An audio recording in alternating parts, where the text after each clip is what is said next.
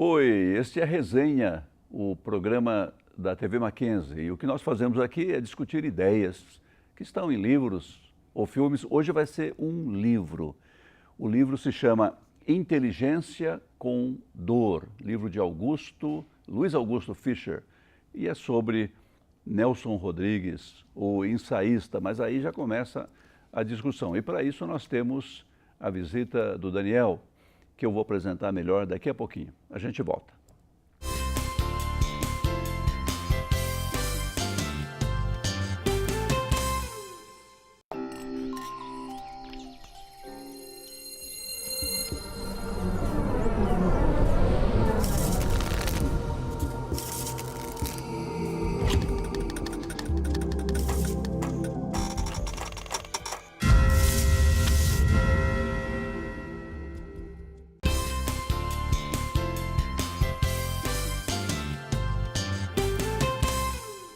Daniel, obrigado por aceitar o convite, por vir. Uma honra aceitar o seu convite, agradeço o convite mais uma vez, meu colega de pós-graduação, né? E de formação também, você é jornalista, exatamente. Né? Colega de aventuras, e a nossa aventura hoje então é falar sobre o Inteligência com Dor. Luiz Augusto Fischer é um autor novo, Daniel? Relativamente, porque ele de idade é novo, mas é um autor bastante conhecido no campo da literatura, da pesquisa da literatura, né? Ele é da Federal do Rio Grande do Sul, né? E tem vários livros publicados. E esse, especificamente, ele foi lançado em 2009, né?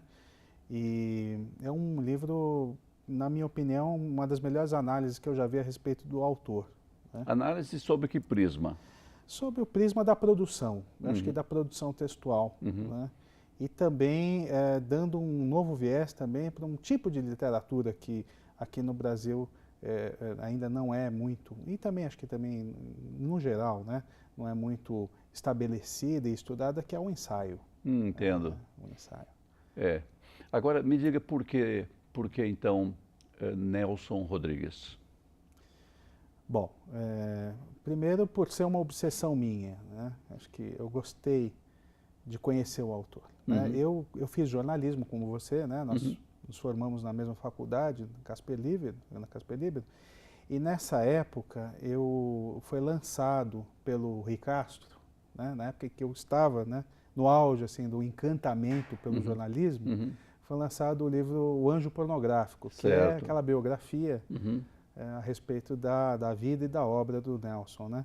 E na época o professor logo pediu para que nós lêssemos o livro, o lançamento, e fizéssemos uma resenha. E aí eu li e fiquei encantado, né? Porque além do texto do Rui Castro ser, né, envolvente, tudo, a própria história do Nelson e da produção dele, eu não conhecia muito, assim, profundamente, acabei me envolvendo e virou uma espécie de obsessão, assim, de um autor que eu, né, desenvolvi no mestrado e agora também no doutorado eu estou me debruçando sobre ele. Então, há um misto de admiração e também de mistério, né? Por que esse autor continua sendo tão atual? Né? E é um pouco por esse veio que o Luiz Augusto trilha abordou um pouco o seu livro. Agora, no caso do Luiz Augusto, dá para perceber o porquê Nelson Rodrigues do ponto de vista dele? Eu acho que dá para perceber com muito mais embasamento teórico, né? Porque a tese, né, do pesquisador é dizer que, na verdade, o que o Nelson Rodrigues fazia, principalmente a partir dos anos 60 em diante, né, não eram crônicas, e sim ensaios. Opa! Ensaios. Então, ele vai defender essa ideia. Ele vai defender essa ideia. Então, ele primeiro, ele faz uma longa, né, dissertação a respeito do que é ensaio, pegando o Montaigne, né, Michel de La Montaigne, que foi o inventor desse gênero, né, na literatura e na filosofia, isso no século XVI, né, e aí ele vem trazendo para os dias atuais e tal, e faz o paralelo com essa produção do Nelson Rodrigues, traçando alguns traços, né, fazendo alguns paralelos, né, Paralelando os paralelos. Paralelando os paralelos, exatamente. E aí definindo algumas características, ele coloca 7 características, né? E parece que ele vai defender que se trata mais de ensaio, não de crônica. Né? Né? Exatamente. Qual dos dois pegou mais no Brasil, ensaio ou crônica? Eu acho que é crônica, né? Porque, primeiro, o jornalismo aqui no Brasil, ele tem a tradição da crônica, né? E nós temos grandes cronistas, né? O jornalismo exercia um trabalho assim de escrita que era elaborado e tinha essa relação com a crônica. Muito, muito forte, né? Pega, por exemplo, João do Rio, né? Excelente cronista. Depois, mais tarde, Rubem Braga, né? Grande cronista. Enfim, o Brasil tem uma grande tradição de cronistas. E o Nelson era um cronista excelente. Ele escrevia sobre qualquer coisa, né? Então, e principalmente sobre futebol, que ele adorava. Ele era um fluminense, né? Ele era torcedor do Fluminense roxo. Então, cronista esportivo, né? Essa terminologia ficou muito forte. É verdade. Então, é um segmento aí. É um segmento bastante forte. Acho que ele ficou muito marcado por conta disso. Tá certo. E junto com outros autores, então, que deram esse espaço maior para a crônica. Junto com outros autores. No Brasil. No Brasil. Agora vem o Luiz Augusto Fischer e vai dizer, não, Nelson era um ensaísta. Quais características ele viu no trabalho do Nelson para afirmar isso? Bom, a primeira característica está muito forte na produção que ele fez, no que foi chamado depois de Confissões, né? Então, em 68, o Roberto Marinho, no jornal O Globo, convidou o Nelson Rodrigues, que tinha sido já funcionário dele há muito tempo atrás, depois passou para outros jornais, eram muito amigos, tinha uma relação de amizade, inclusive, os dois, né? Convidou o Nelson para escrever uma coluna em que ele pudesse contar, né, alinhavar fatos da vida dele com a própria história em curso do Brasil contemporâneo daquela época, né? E aí ele tomou essa missão mesmo para valer, assim, e se soltou bastante na hora de fazer esse trabalho. Abraçou mesmo. Abraçou mesmo. E a ponto de, que é uma das características que o Luiz coloca, de colocar muito o seu lado pessoal. Entendo. E num tom de confissão mesmo, né? Então, essa é uma das primeiras características que ele enumera. Tratar do assunto envolvido no assunto. Entendo. Não como observador do assunto que seria o cronista. Né? O cronista observa, traça até algus paralelos com a sua vida em relação àquilo que está acontecendo, aquela fotografia do espaço e tempo em que ele está analisando, observando, mas ele não traça, ele não faz nenhum tipo de relação subjetiva no sentido de expor as suas... Envolvimento pessoal. Um envolvimento pessoal, expor as suas fraquezas em relação àquilo como faria o ensaísta. Né? Esse envolvimento pessoal inclui certamente a interpretação, sua visão do que ele está abordando, não é? Exatamente. A segunda característica é você diagnosticar o presente. Segunda característica, Daniel, fica bom para a segunda parte, né, Aninha? Segunda parte que a gente vai começar daqui a pouquinho. Você espera aí que a gente já volta.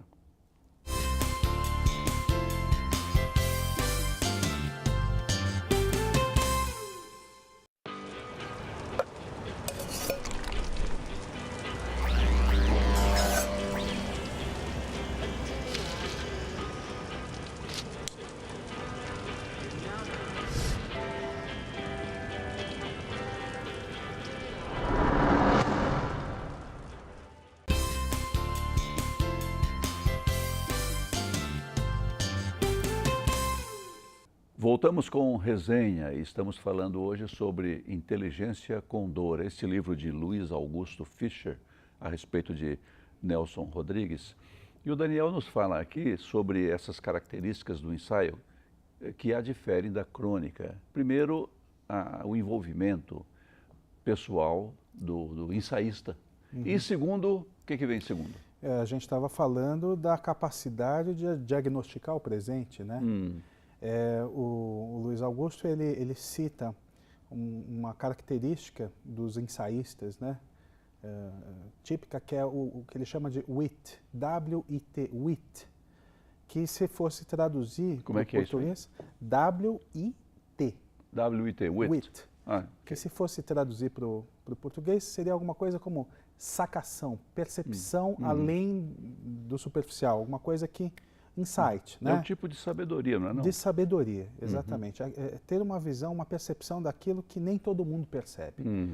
Entender o que é diferente quando todo mundo acha que é comum e entender o que é comum. Uma sensibilidade, né? Exatamente, uma grande sensibilidade do momento, de olhar para o que está todo mundo vendo, tendo uma visão muito de maior alcance do que naquele momento em que as coisas estão acontecendo. Para todo mundo é banal, mas ele vê um viés diferença ali que é interessante. Exatamente. Então essa é uma das características fundamentais em que, em função disso, ele foi muito taxado de reacionário, né? Porque ele criticava muito o momento que o Brasil estava vivendo em relação às esquerdas. Ninguém podia falar nada contra. Não podia falar nada contra, mas espera aí, mas que esquerda é essa que se parece muito com os regimes autoritários, né? Que vocês tanto criticam, né? Em que a gente não pode abrir o bico que Isso mesmo. é censurado. Se fala mal da direita, pode. Se fala mal da esquerda, não pode? Exatamente. É igual. Então todo mundo, naquela época, tinha um certo receio de tocar nesse assunto, porque ou você era radical da direita ou você era radical da esquerda. Ele falava, mas que radicalismo é esse? Ficar no meio, radicalmente no meio, era motivo de desconfiança, né? Exatamente. Então, isso é uma característica dos ensaístas, quer dizer, colocar isso à prova, né? Essa coisa que vai além do tempo, né? E não é o que não se dá em função dos assuntos políticos que estão sendo discutidos, dá em função da lógica, do absurdo da situação que está ocorrendo. Agora veja, desculpa aí, mas veja como é interessante comparar esses dois aspectos do ensaio, né?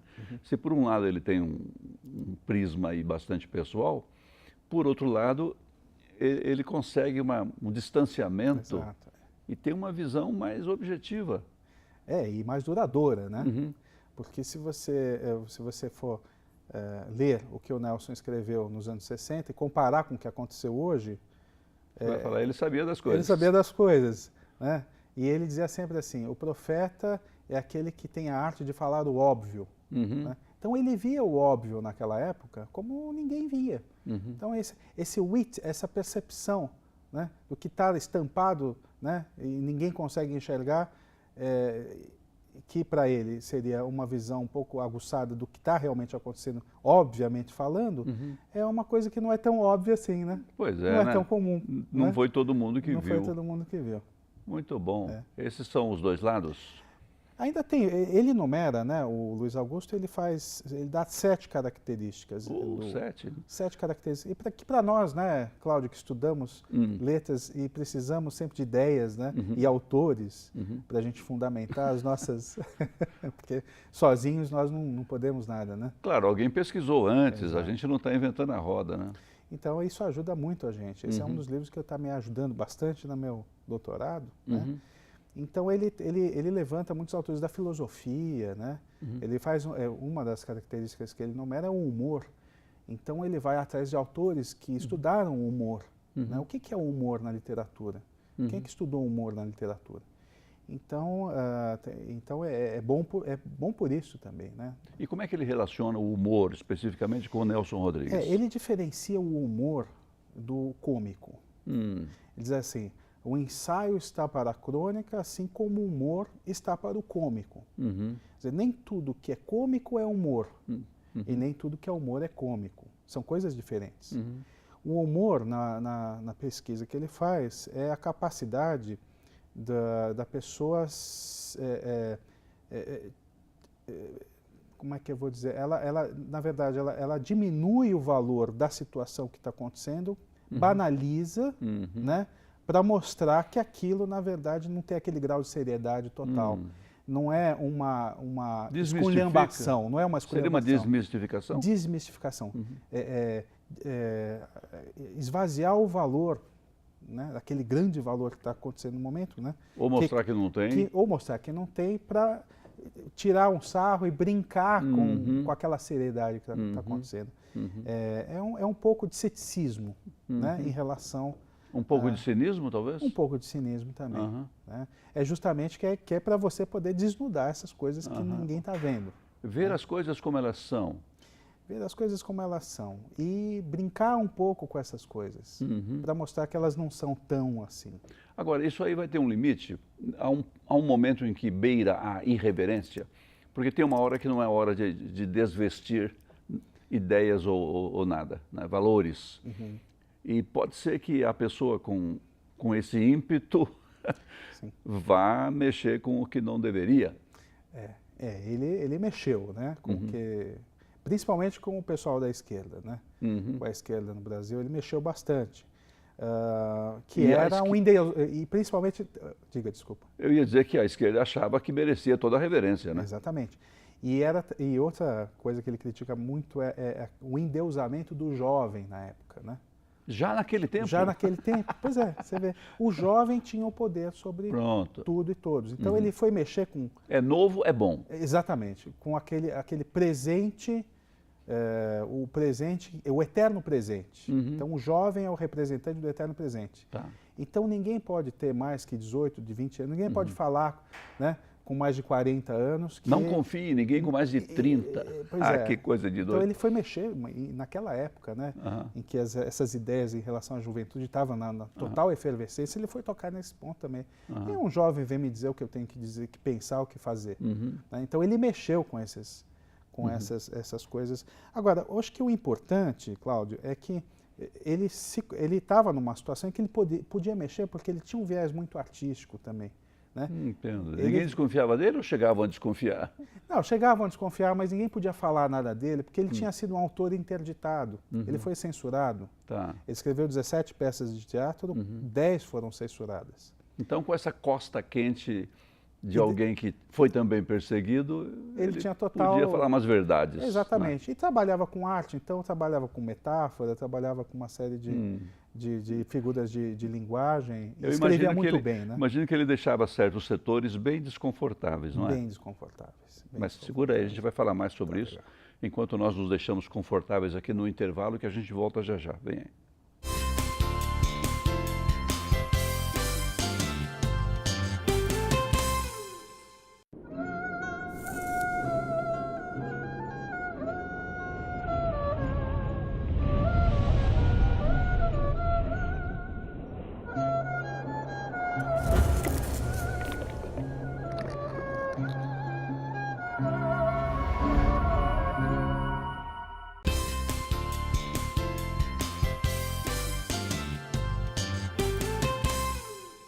Resenha, voltando com nossa conversa muito agradável sobre essas ideias aqui desse livro Inteligência com Dor. Ô Daniel, por que inteligência com dor? De onde vem... De onde vem a dor? De onde vem a dor? A inteligência... A inteligência a gente desconfia. A dor é no fato de se envolver emocionalmente com aquilo que está acontecendo. Isso, né? Já é, então, mesmo uma defesa de que se trata de um ensaísta, né? Exatamente. Quando Michel de La Montaigne se isola no seu castelo, né, depois de ter sido 2 vezes prefeito da cidade de Bordeaux, foi um político famoso, muito rico, né, ele se isola, ele tem como objeto de estudo ele mesmo. Né, ele vai estudar as relações que ele tem com as pessoas, e aí ele começa a desmistificar ele próprio. Então ele questiona o seu próprio aspecto físico, né, ele diz que ele tem flatulência, por exemplo, né? Então ele começa a mostrar as dores do que é ser humano, né? Isso numa época que ele chama, os historiadores chamam de prioridade da subjetividade. Então, naquela época, século XVI, né? Então, nascimento da ciência moderna, né? Grandes navegações, né, grandes descobrimentos, a própria reforma protestante também, foi um reconhecimento do ser humano, né? Quem eu sou, o que eu estou fazendo aqui, por que eu estou aqui, quais são as minhas mazelas. Então, nesse sentido, a dor. O ensaísta, ele se reconhece na dor daquele momento da história que ele está vivenciando. Né? Bem, isso é um desafio, porque até onde ele vai? Até onde ele vai? Eu nem posso dizer de modo objetivo, porque é ele que está fazendo, é subjetivo mesmo, né? Ao final do livro, o Luiz Augusto diz que é um excelente, por essa característica, é um excelente painel do brasileiro e do Brasil, né? Principalmente do século XX, né? Que ele analisa mais ou menos entre 1917 e 1989, né? Final da Guerra Fria, né? todo o processo da Guerra Fria, essa dicotomia entre o capitalismo, né, a defesa do capitalismo neoliberal e o socialismo, em que medida isso, até que ponto isso interfere na vida das pessoas, né?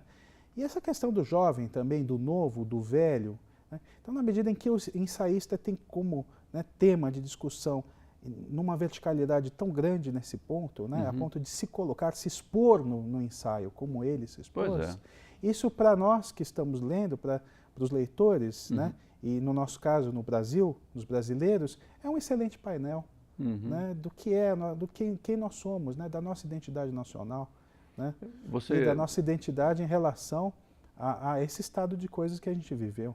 Né.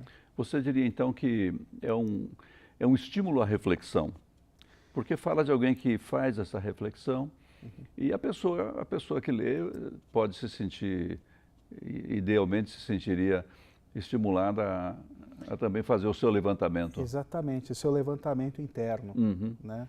E aí, se tiver coragem de expor, aí ele vai ser um ensaísta. Né? Tá. De expor isso, assim, com sinceridade, né?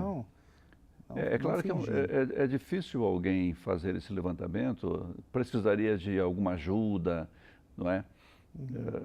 A sensibilidade não está em todos, o que não quer dizer que muitos não possam fazer, né? Com alguma ajuda, algum acho que é com algum um treino, né? Treinamento, Hoje a gente tem, eu até diria que a gente tem um excesso disso, até acontecendo, né, com os blogs, né? Todo mundo resolve contar suas experiências de vida e tal, mas a diferença disso, né, de expor o seu lado pessoal numa rede social ou num blog, né? A diferença em relação ao ensaio é que não há um olhar para fora, não há um olhar para o outro, né? Mas isso é verdade, mas aliás não tem outro, né? A pessoa está sozinha no universo. Mas eu penso que ela também não tem um olhar para si. Ela pode contar muita coisa, mas analisar o que está acontecendo, isso é outra conversa e não ocorre, não é não? Eu concordo. Eu acho que acontece muito o exercício do egocentrismo. Isso. Né? Põe a minha foto, meu carro, meu cachorro. Exatamente. E vai. E quando, na verdade, esse recurso do subjetivo, né, do intrínseco, do individual, é utilizado como uma ferramenta de trazer a alteridade para a análise. Né? Não é o Cláudio, né? Não é o Daniel, mas sim o contexto em que eu estou vivendo em relação ao que eu penso, em relação ao que eu sinto. Né? É disso que nasce o ensaio, não é dos meus gostos, nem dos meus desejos, nem das minhas vontades pessoais. Ou seja, é o eu ali, mas é o eu no contexto, não é? Porque ele não existe mesmo, né? E esse é um diferencial interessante, né? Porque se a pessoa se lembrar de fazer essas conexões, ela depende dessas conexões para se conhecer melhor, para saber o que está... De onde veio isto, né? Como foi a sua formação, a contribuição. E é claro, isso exige decisões, não é? Sim. Porque se a pessoa apenas constata, essa é a realidade, e daí? Alguém vai querer dar um tiro na cabeça só por causa disso? E é o que alguns fazem, né? Lamentavelmente, mas é preciso buscar o caminho positivo, o caminho do levantamento, né? Que é o que, quando a gente lê um ensaio, a gente sente isso quando a gente lê. A gente se identifica com as mazelas que o outro tem em relação. A gente sente que está conversando com alguém, que existe um amigo do outro lado que passou pelas mesmas situações. Você não está sozinho. Esse é o sentimento que o ensaio proporciona. E somos humanos, erramos, estamos juntos, eu, você, todos. Tá certo. Muito interessante. Então, esse é o Inteligência com Dor. Não dá para fugir da dor se a gente quiser viver de uma forma consciente, né? Exatamente. Olhando a realidade. A sabedoria está, segundo até o livro de Eclesiastes, né? Está aliada à dor. Né? A existência humana, a condição humana está associada à dor. A questão é como a gente vai lidar com isso de uma forma esclarecida, orientada, né? Para resultar algo mais positivo. Muito bom, Daniel. Muito obrigado por ter vindo. Eu é que foi agradeço. Uma festa. Foi ótimo. É sempre bom estar com você. Muito bom. Muito obrigado. Esperamos ter uma outra oportunidade. E olha, se você tiver alguma ideia que a gente possa abordar aqui, e que vem num livro, num filme, fica à vontade para escrever para resenha@mackenzie.br. Quem sabe a gente vai falar sobre a sua ideia também. Por enquanto, um abraço. Tchau.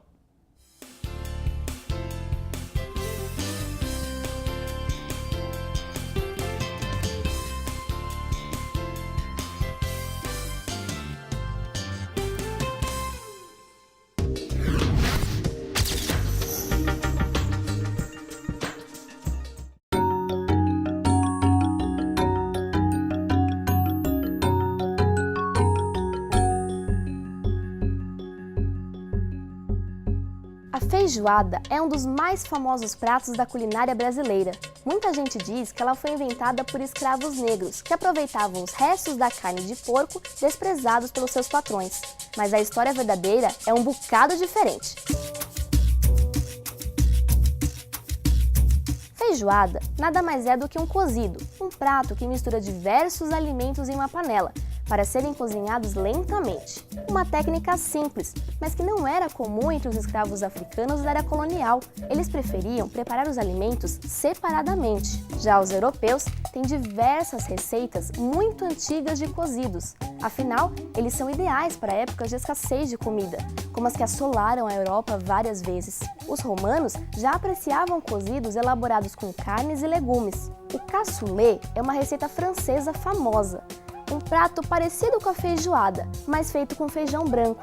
E os portugueses têm o cozido português, prato muito antigo e tradicional, apreciado em épocas de frio pelo seu teor calórico. Em todos esses pratos, carnes são misturadas a outros alimentos, como feijão ou legumes. Por isso, é bem provável que a ideia original da feijoada tenha sido trazida pelos portugueses, sofrendo adaptações com costumes brasileiros, como a inclusão do feijão preto e da farinha.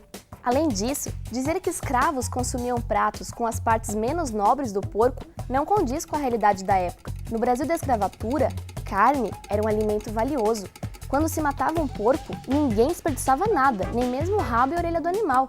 Logo, uma feijoada seria uma verdadeira iguaria para um escravo, que normalmente se alimentava de angu, uma mistura cujos principais ingredientes eram farinha de mandioca, água, feijão ou milho. Mas a origem da feijoada não muda o seu sabor nem a sua importância cultural, afinal a pizza não foi inventada na Itália. Dizem que é invenção de egípcios ou de gregos, mas nem por isso deixou de ser uma receita italiana. A feijoada continua sendo um prato com a cara do Brasil, saboroso e irresistível.